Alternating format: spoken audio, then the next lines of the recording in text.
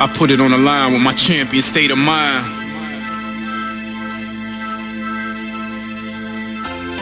My champion state of mind, my champion state of mind, my champion state of mind, my champion state of mind, my champion state of mind, my champion state of mind, my champion state of mind, my champion state of mind. Let me hear your war cry, let me see your game face. Champion state of mind. Let me hear your war cry, let me see your game face. Champion state of mind. Let me hear your war cry, let me see your game face. Champion state of mind. Let me hear your war cry, let me see your game face. Champion state of mind. When I was a kid, I was infatuated with champions. That's the reason I love to create these anthems. Winners find a way to win no matter the situation. They got their mind right, you can tell by their conversation. Ambition raised me, confidence taught me. Now I kill them softly and doubt is back up off me. I see things differently, so you see me differently. Wanna make history? Come back with a victory. Wanna be a legend? Then multiply the victories. Unfortunately for most of y'all, success is a mystery. Change your way of thinking, study your opponent. What's the purpose of a destiny if you don't know how to control it? There's leaders and followers, which one are you? There's winners and losers, which one are you? There's champions and contenders, which one are you? Can you be number one or you content with number two? Let me hear your war cry, let me see your game face. Champion state of mind. Let me hear your war cry, let me see your game face. Champion state of mind. Let me hear your war cry, let me see your game face. Champion state of mind. Let me hear your war cry, let me see your game face. Champion state of mind. Right here, right now, we put it on the line. We don't back down, we don't make excuses. We're here for one reason, to win. We don't want to stand with second place. All right, was that cool or what, right? All right, so ladies and gentlemen, let's give it up. We've got a great, are we in a breakout room or are we in the session here? You're in the session, Peter. Okay, great. All right. Well, way to mess that up. Well, I got two great guests with us here. I was just telling our special super duper guest, Mr. Tim Hardaway, that I am a know nothing about anything when it comes to basketball. I'm not good. My wife is an NBA junkie, so I thought I would bring I would resurrect. I don't actually resurrect's not the right word, but bring in the not real Dick Vitale. That's right, baby. Now listen, everybody knows me from college ball, but I love the NBA, and I even coached the Detroit Pistons for one season. It was a great season. But this guy that we've got on right now, Timothy Dwayne Hardaway Sr., this guy is what the NBA is all about. He was a fantastic player. He's a great coach. He played for the Golden State Warriors, Miami Heat, Dallas Mavericks, Denver Nuggets, and the Indiana Pacers. This guy was an asset. Wherever he played, he was a leader. He was someone everyone looked up to. He even has a son in the NBA. So we're very lucky to have him today right now because these professional athletes do something that's truly amazing. They coach themselves, they get coached, they rise up, and they exceed expectations. You know how hard it is to be in the NBA, to be a professional athlete. This man has not only done it, he has done it exceptionally well, and this is a great opportunity to ask him some questions, get his perspective on how he thrives every day post the NBA, coaching, being a mentor to people, being a great dad, being a great business person. So, hey, listen, I'm very excited, and I know that you are too. All right, so, hey, Peter, would you mind if I asked a question or two? You're Mr. Vitale. Do whatever you want. Okay, well, Timothy, first, it's so great. And what do you like, Timothy, Tim, Mr. Hardaway? Well, I like Tim. My mom and my dad, when I'm in trouble, call me Timothy. So every time I hear Timothy, I'm like, something's wrong. Your antennas go up. My antennas go up. And no, Timothy is kind of like, kind of weird for me other than my parents call me Timothy. But Tim is great. All right. So you're a young man. You're in your 50s, I assume. 54. So you're still very vital. You're a great athlete to this day. When did you know that you really had something beyond the average kid playing basketball in your neighborhood? Oh, wow, man. You know what? That's a great question. my cousins, other people that was around me when I was growing up always told me that, you special. And I mean, and I'm like, what are you talking about? They say, well, you play basketball or football or baseball, whatever you play with a lot of passion. You go out there and give it your all. That's what I was, the passion. That was what I was looking for. And every time I went out, just play football, baseball, basketball, I just gave that passion of just playing and trying to do my best and to help my team win. If it was dodgeball, I played my best in dodgeball to help my team win. So, a lot of people, they always ask me, you got something special in you. And I'm like, well, all right, if you say that, but I never realized that as I was growing up.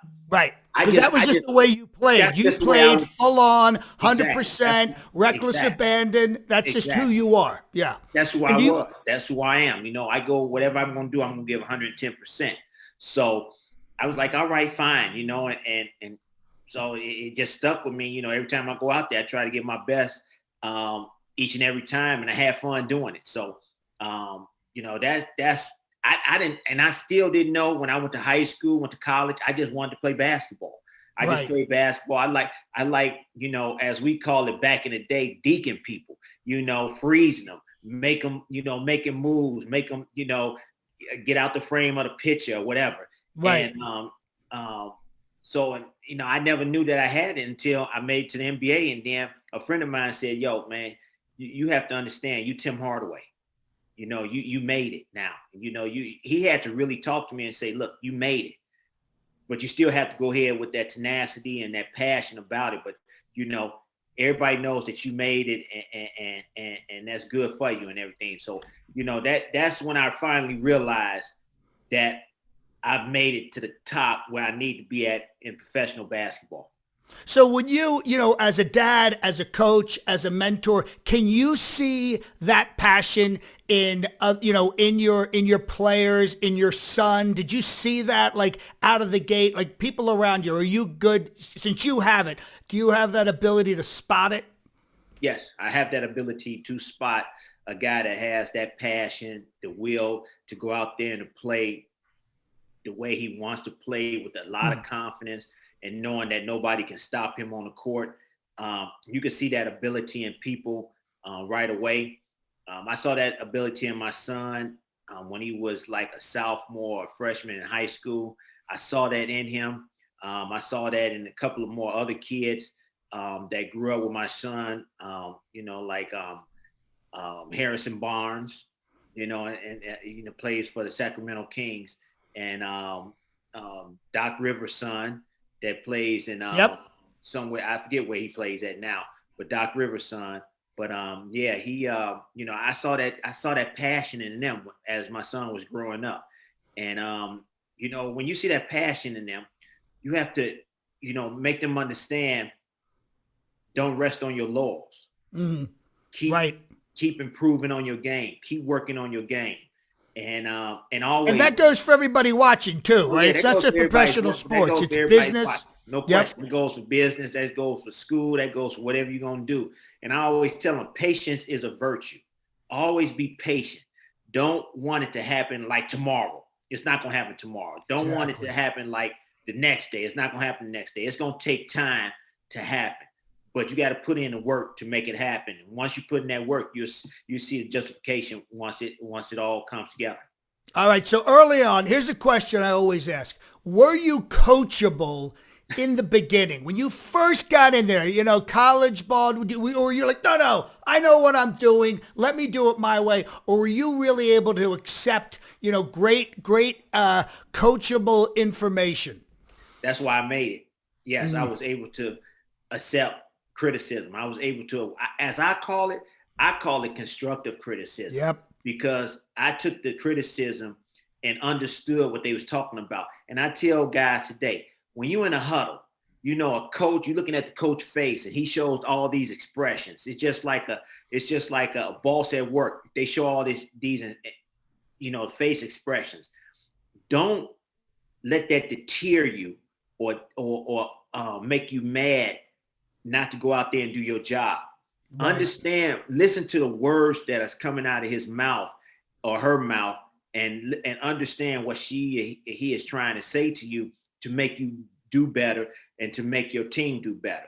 And that's why I used to tell my guys, don't worry about how his face expression, because in the heat of the game, everybody's face expressions is messed up unless you win by 30 points, and then you smiling and laughing or something like right. that. But in the heat of the battle, everybody's face is messed up, and everybody has their face expression wants to say something, but you got to understand that, whatever he's saying, don't take that wholeheartedly. Listen to the words that he's saying and go out there, implement it out on the court. And that's what I used to do. So yeah, I was very coachable. I had a great coach in grammar school, high school, college, and in the NBA. So I was very fortunate. That's excellent, because so much about success is being coachable, to take the direction, to hear it without, getting your feelings hurt. That takes you to the next level and keeps you moving. Now, you played for Golden State Warriors, Miami Heat, Dallas Mavericks, Denver Nuggets, Indiana Pacers. Now, obviously, you had different coaches on every team. What did you take away from each one of those franchises? I mean, each one of those teams within that franchise. Well, I had I had four. I played for 4 Hall of Fame coaches. I played with Don Haskins at the University of Texas, El Paso, which was great. He was the first coach in 1966 to start 5 African players in an NCAA game and beat Adolph Rupp Kentucky Wildcats with Pat Riley.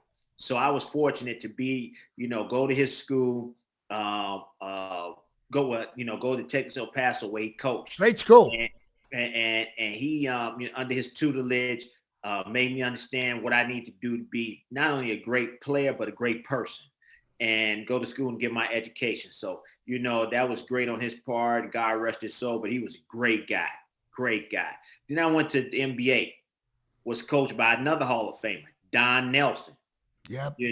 That actually had ways like Don Haskins, but in the pros, you can't really whip that whip like you want to because we're grown men. Like you can't do under contract. Right, we're under contract. So no, but he made me understand the game. And the way the game is played today, that's the way we used to play it. And I credit Don Nelson for bringing that game back in the 90s, early 90s, late 80s, early 90s, the game that's played today, that he was ahead of his time. And I keep telling people, without him showing people, coaches, what we could do back then, it wouldn't be this type of ball playing now, running, having point forward, guys almost, 6'7" and lower, playing in the game. You rarely see a 7-foot guy in the game. So, his just innovation of the game was just great. So important. And then I got traded to Pat Riley, another Hall of Fame coach, he cracked the whip, but it was like crack the whip was like, we going to be on time. We're not going to be late. We're going to pay attention to detail. Mm-hmm. We're going to understand what we need to do. We're going to practice till we get it right. And that's what I loved about him. He made it. It was fun to me because I love to play, but we had paid attention to detail and we understood everything. And we was very, very prepared on what we need to do out there on the court.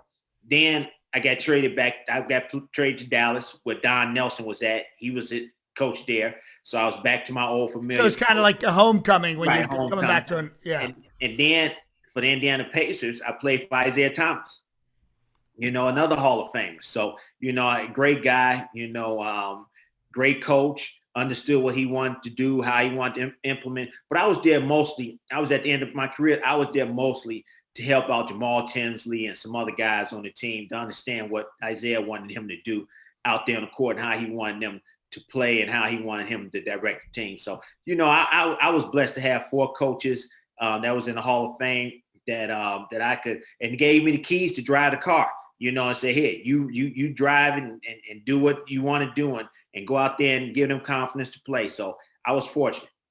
That's incredible to have that many great coaches, and as your career was wrapping up, to be essentially a mentor to some of the other players and show them the way to be successful and to have these incredible numbers and have a nice, long, healthy career and kind of meet your potential as an athlete, as a mentor out on the floor. Now, Peter. Yeah, my phone is blowing up here. Okay, let's do some questions. Let's do some questions. Yes, my partner, John Ackerman, is dying to talk to you. He's been blowing up my phone. When is this guy going to? There we go. Peter, you on mute, Peter. Yeah, no, I dropped my phone.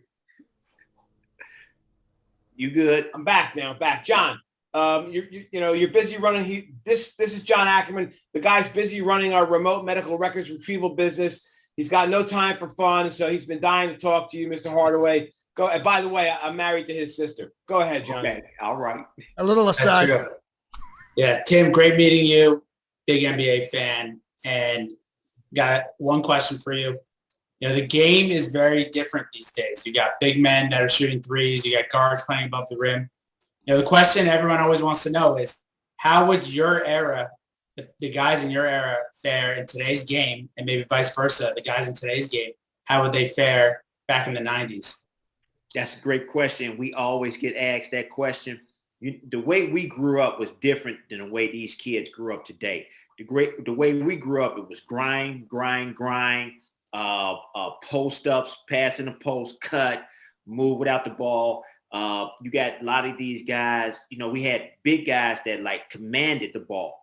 They like, I'm not getting up and down the court and not getting the ball. I got to get the ball at least 1 out of 3 times down the court so I could feel wanted and so I could do my things that y'all want me to do on defensive end, like block shots, body the big man, you know, make it difficult for people to make layups in there. So, it's totally different from how we grew up and how they grew up. Yeah, you have some guys that I think can play in our era, but I think you have some guys that can't play in our era because it was too tough. I know a lot of guys in our era can play in this era because there's no, hand checking, no beating people up, no hard fouls, anything like that. That's the way we grew up. We grew up in the playgrounds. You get a hard foul, you'd be like, hey man, watch it now. If you come in here again, you're going to get hit like that again. That's the way we was brought up. And so, it's hard to say, but we was brought up differently than they were. And criticism, like I said, constructive criticism. Yep. We took criticism and had constructive criticism all the time. These guys today, if you criticize them, oh my God, they've been out of shape. They don't know what to do. They don't know how to take it. It's a lot of things that go with that. So, John, can I give an add-on here? I might Sure. have a quick question. So, is it LeBron or Jordan? Of course, it's Michael Jordan to me. Michael Jordan. I grew up watching him play. Then I went to the NBA and played against him. Just playing against him, man, it was just watching him. It was a sight to see. He's been through a lot of ups and downs. It was a lot of bad times against the Detroit Pistons. And he learned, and he never shied away from it. He got better. He got his team better. And once they propelled, he was off and running and was gone. And he started winning. There was no turning back. So I would say Michael Jordan, but that's my era. Everybody like this era never seen Michael Jordan play. If they go back and see videos or whatever, they'll see what I'm talking about. But they never seen Michael Jordan play. Only thing they seen is Kobe, Dwayne Wade, and LeBron James. Which, don't get me wrong now, they great too. So what? Last add-on to that, and then I know a lot of people have questions. How would Michael Jordan have done in this era today? You can't foul him, and we was beating him up and touching him and trying to grab him and trying to push him this way. Oh, he would have excelled just like he did in the 90s, in the 80s. He would excel. All right, great. That's great. Thank you, John. And John, if anybody wants to get a medical record, call John Ackerman at 866-624-6221. All right, I'm kidding. I'm not kidding. Seriously. Who's next for a question, guys? Who's got a question? Looks like Brad Moore has a question. I'm going to Bring him on.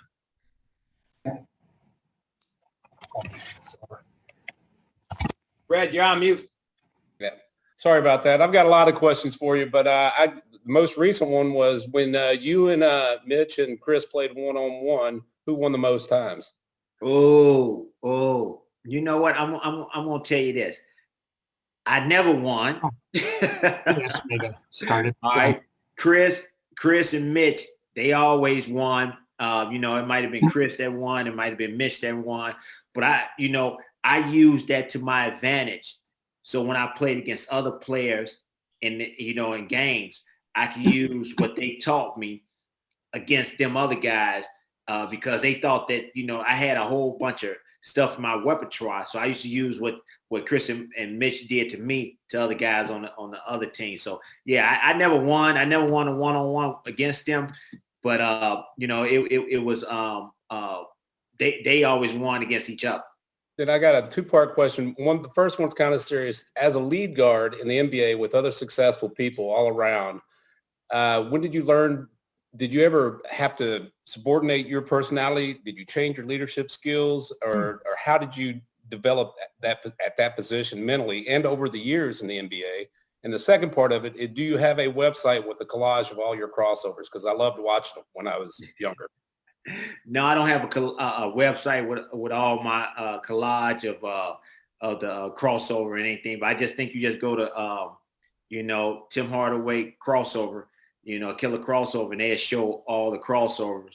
But, that was a great question. I grew up as a leader, of my teams. When I was in grammar school, I was a leader of my team. When I was in high school, I was a leader of my team. When I was in college, I was a leader of my team.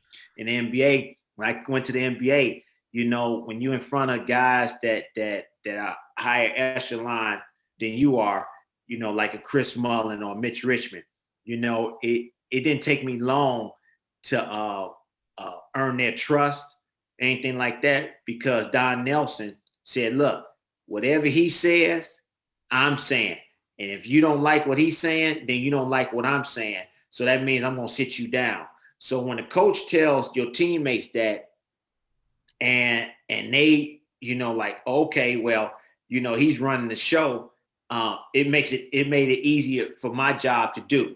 So only thing I had to say was like, come on, man, don't let them guys talk to us like that. Let's go out here and do what we're supposed to do with them. All right, I would just take the initiative, just like Draymond Green. He takes initiative and talking and being loud. I used to take an initiative of talking and being loud to get the focus off my team and to put it on me or somebody else, because that's what I was used to. Some people can't handle that. Some people can. I can handle that because that's the way I grew up. And it benefited us and it benefited my team. But did you change over the years in the NBA? You know what? You got to know who to talk to and how to talk to. That's all the time. That's across the board. My first year, second year, third year, it doesn't matter. You got to know who to talk to and how to talk to them, because some people, I'm not going to say are sensitive, but some people just need to be talked to in a different way. And I used to talk to guys that I knew I needed to talk to in a different way. And I know I could talk to some guys loudly. Some guys, you got to go up there and put a hand over, a hug and say, hey man, what's wrong? Are you all right? Everything cool? What you need for us to do? You're not getting enough touches. You need the ball. Where you need the ball? Just tell me what's going on so I can help you, so we can help the team get better. Thanks, Brad. Thank you. Thanks, Brad. It looks like Tom Mannion has a question, so I'll bring him on. Oh, yeah. Bring on Tom. Afternoon, Tim. Thanks for doing this. Hey, no problem, Tom. Glad to be here. Hey, my 15-year-old plays freshman ball and has watched you watched you break a lot of ankles with that crossover. But I have a rebounding question for you. Okay. I sat next to Dennis Rodman on a flight from Cleveland to LA, and I'm not going to tell you what he said about Madonna, but he did claim that in today's day and age, whether it's softer players or less calls or whatever, he'd get at least 30 rebounds a game. Want to know your thoughts on that? Easy. A lot of, see, back, like I said again, we used to pay attention to details. these guys today don't pay attention to details. You know, if we see Zion, for instance, he going left every time. He's going left every time. All right.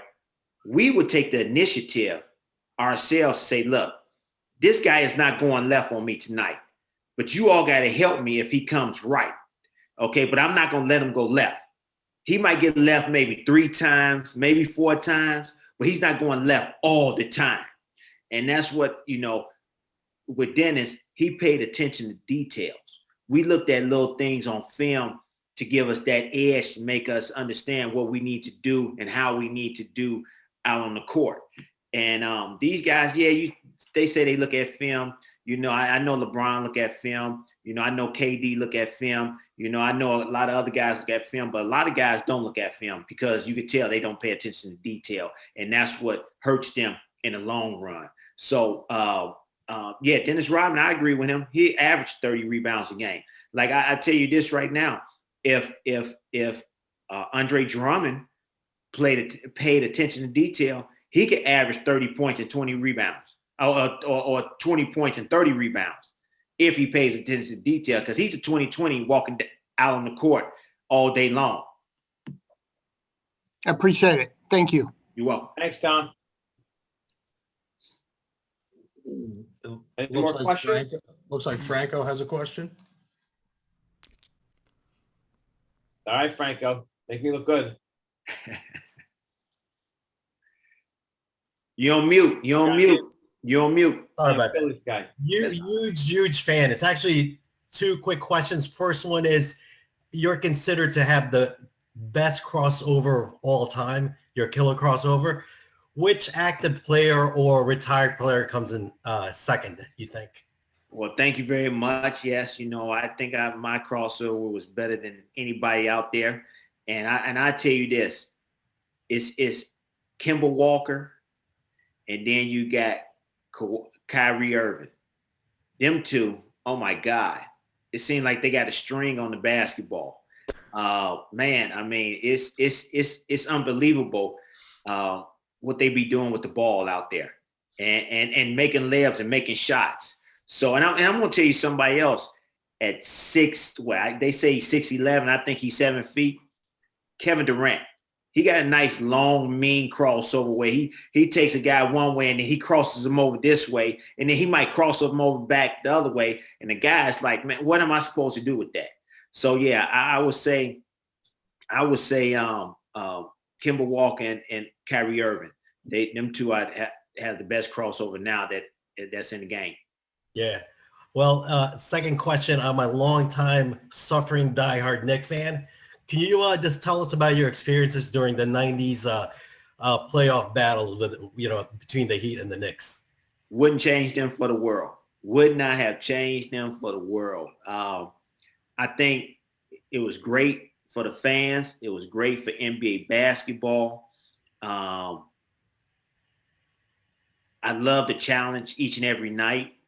The battles that we had, just loved it.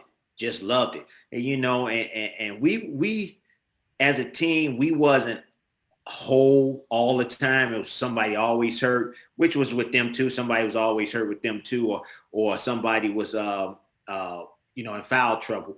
So, but man, I mean, the back and forth, the fighting, the talking,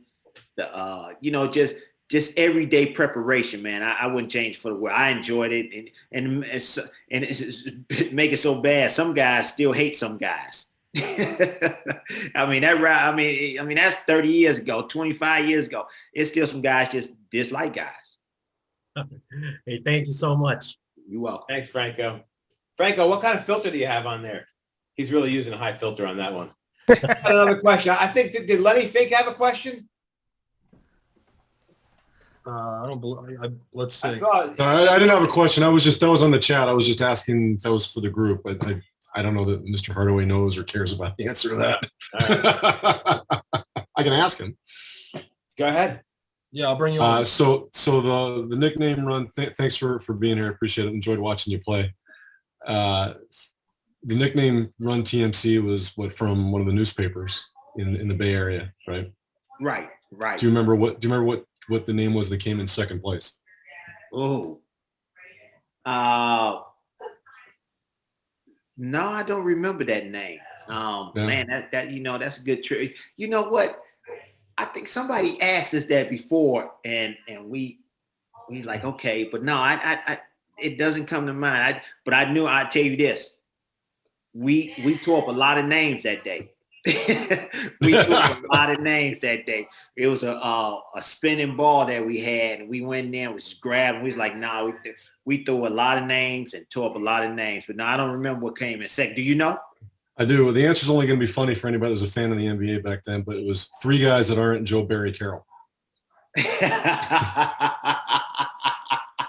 right. a lot of people don't know about that. That's what I'm saying. Yeah, well, Joe Barry Carroll, he was a great college guy. He was picked, I think, number 1, number 2 by the Warriors, and he became Joe Barely Cares in the NBA. He was like 6'11", 7 feet, soft, but he could play when he wanted to play, but he just didn't want to play, and he got on drugs a little bit, and that was the end of his career. There you go. Like I said, Right, and he was a fan back then. It was fun. Right, exactly. Yep. Somebody said a Purdue grad. Yes, he was a Purdue grad. Yep. Thanks, Lenny. Good seeing you, buddy. You too, Pete. All right, it looks like Rich Fabian has a question, so I'll bring him up. Come on, Rich. Wait till you see this guy's hair, Tim. Look at his hair. Hey. Hey. Growing it out for COVID. Hi, Tim. Thanks for How you being doing? here. Appreciated problem. watching you play. Saw some of those battles. I'm a Celtics fan, but I was living in New York and remember them well. But my question for you is, where does the Olympic gold medal rank among your basketball achievements in your heart? Wes is right over there. And I'm going to tell you this. It was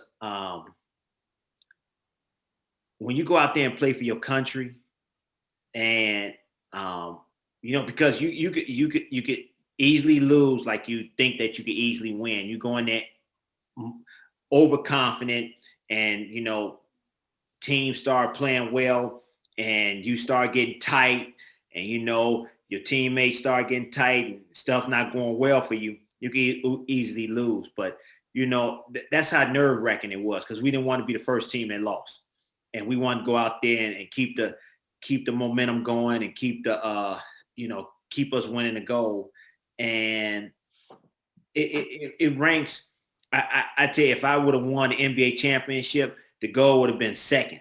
But since I didn't win a championship, the goal is, number 1 because I never won a championship. I got close, but the goal is number 1 because all the accomplishments that I did have, playing for the United States of America, your country, it was the greatest. Thank you. Nice. Good question. Good question. Anybody else have a question for Tim, before he has to take off? Looks like we have a couple more, Peter, from Delise, Kevin, and Lee. Denise, Kevin, and Lee. Let's go with one final question from them, okay? So pick one. I'll bring Denise on. Yeah, bring Denise on. Let's see about her basketball attributes. I had to ask my husband some questions because he's the huge basketball fan. So, and I had to ask my wife. There you go. There you go. So my husband's question is, who's the best defensive player that you played against in the NBA? And the second part is the same question, but specifically against the Rockets because I'm in Houston. Okay. The best defensive player that I ever played against was nobody because nobody could ever stick me. It doesn't exist. No, I tell you this. I'm going to tell you this. Gary Payton gave me a difficult time. The glove, yes, there you are. Somebody said the glove from Brad. I give you another name. His name is Alvin Robertson. He used to play for the Milwaukee Bucks and the San Antonio Spurs back in the day in the early 80s, late 80s, early 90s. So he was a good defensive player. And I tell you this, a really good defensive player that loved to compete, really, really, really loved to compete was, what's his name? That the shooting guard for the Rockets when they won the championship. Not Clyde Drexler, but I forget his name. I forget his name. But yeah, he was the shoot. He was not John Stark, not Vernon Maxwell. That's okay. Vernon Maxwell. And another thing, Hakeem Olajuwon, he got a quadruple double on us. That's points, rebounds, assists. One game he got 10 steals, and then another game he got 10 blocks against us. So that's a quadruple double, quadruple double in a game. So he did it twice against us. So I mean, I love playing against Houston. I love coming to Houston too. Great food there, great food, great people.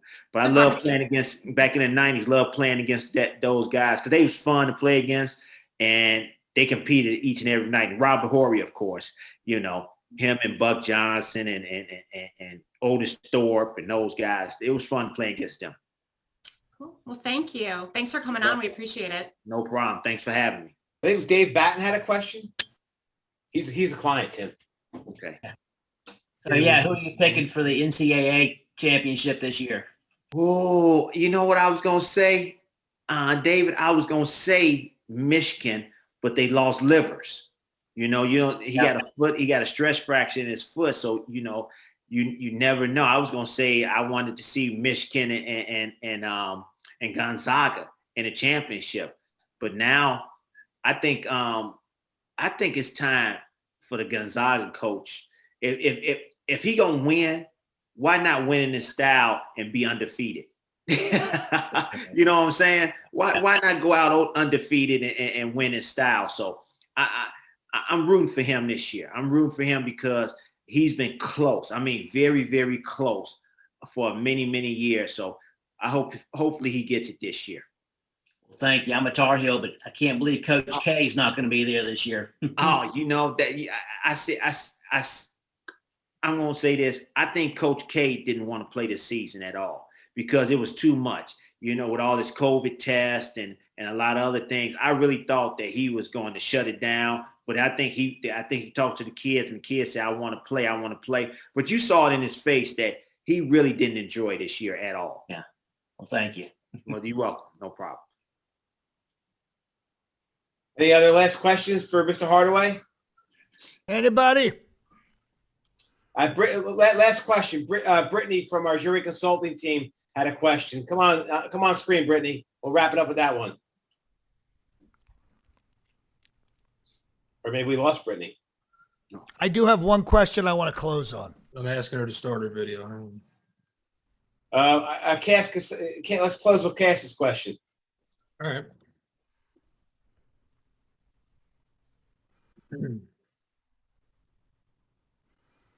She coming on screen?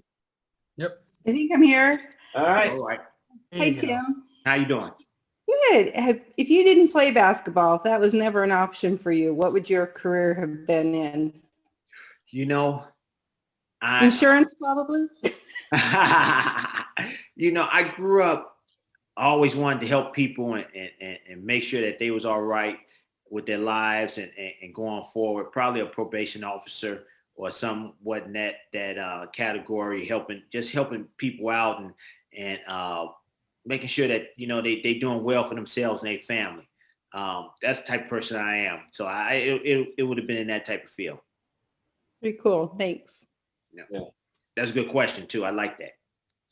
I have a closing question. You know, everybody watching here works. They work in a team. They work in a team environment. You know, a good team. What is your takeaway on what a good team is? What makes a great winning team? No matter if it's in pro sports, college sports, in an office, what is it that brings people together to make them an actual cohesive team? You got to believe. You got to believe. You got to believe in yourself. You got to believe in your team.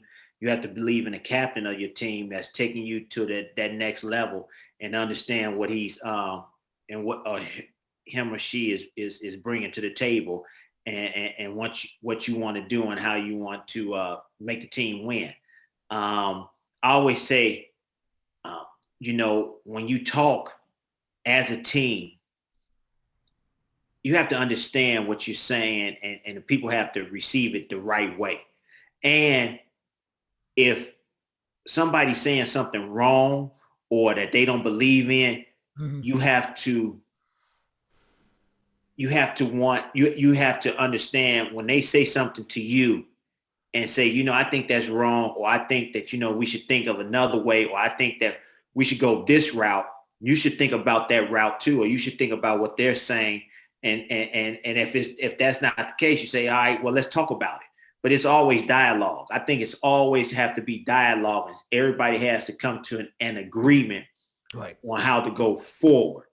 And sometimes it's not going to happen that way. And people got to understand that you can't be all bent out of shape, but you did give your opinion, and maybe the next time they will think about what you said and they will implement it in the next game plan. So, it never goes away. It's always in the back of somebody's head that what you said, and they understand it, but it probably wasn't going to happen in this particular part, but it could happen down the line. So people got to understand that too, but it's always dialogue. Right. Communication and respect. You got to have communication and respect, and you have to be all about the team. Because if you got 1 foot in and 1 foot out, it's not going to work. You're thinking about sabotaging the whole situation. So you can't think about that. It's got to be a win-win situation. Like I told my team, I said, some people gonna get the accolades. Some people gonna be on the all-star team. Some people gonna be on the all-NBA team. Some people gonna be able to do commercials. But I tell you this, if we win together, and we gonna have everything together. And everybody gonna have endorsements. Everybody's gonna make extra money, and everybody is going to do the things that they need to do off the court. So let's win, and then let everything else take care of itself. That's what I tell my team. I like what he just said. What you just said, Tim, is a great takeaway and a great way to wrap up the event. Let's win. So if you want to win against nuclear verdicts, call me at 866-624-6221. I'll get you hooked up with all the jury consultants. And if you don't call me, call Byron Ames, Tom Mannion, Lars Daniels, Curtis Sobel. Who else did Bob Tyson, Mark Calzaretta, everybody. We want to help you. Mr. Hardaway, thanks. It was really great. My last question for you is, what filter are you using? Because that's the only thing I can think about is you look fantastic. I'm 53. You're 54. I want to do what you're doing because you got great, you don't like it. You look young. I sit in the sauna every day. I got a red sauna downstairs. So I sit in the sauna every morning for about 45 minutes. Wow. 45 minutes. Yeah. All right. God bless. Thank you. God bless everybody. Everybody take care. So be safe. Thank you. Thank you. Thank you, everybody. Thank you. Thank you, Mr. Vital. See you, buddy. Thank you, Vital. See you.